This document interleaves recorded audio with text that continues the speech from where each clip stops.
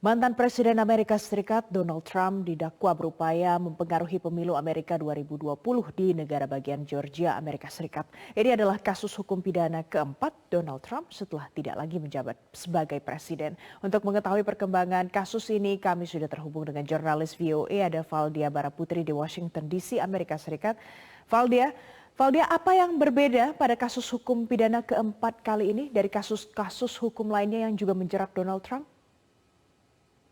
Ya, selamat pagi Valencia. Di dalam dakwaan atau kasus hukum yang menjerat mantan Presiden Amerika Serikat Donald Trump di Georgia, ini bisa jadi yang terpelik dan mungkin paling sulit untuk mantan Presiden AS ini hindari.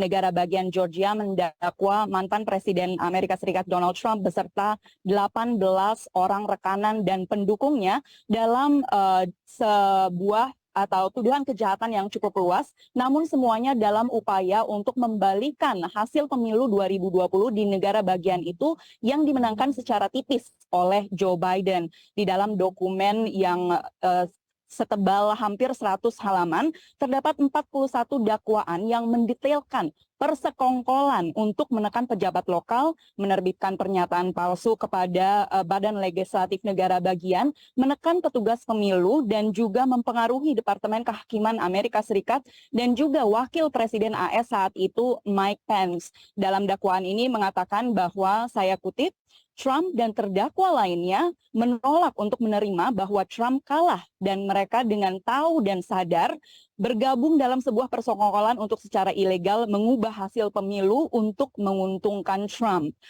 Investigasi dari criminal case ini atau kasus kriminal ini bermula dari sambungan telepon antara Presiden Trump dengan salah satu pejabat pemilu di negara bagian Georgia, di mana mantan Presiden Trump meminta pejabat tersebut untuk dalam tanda kutip mencari suara yang cukup untuk membalikan hasil pemilu di negara bagian Georgia, namun sang pejabat tersebut menolak.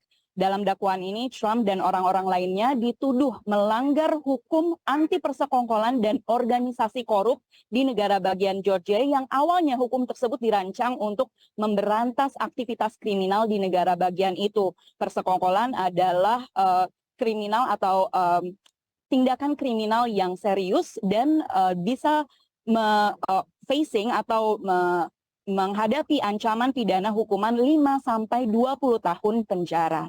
Valencia. Valdia, kemudian apa implikasi kasus hukum ini bagi rencana Donald Trump untuk mencalonkan diri kembali pada pemilu 2024 nanti?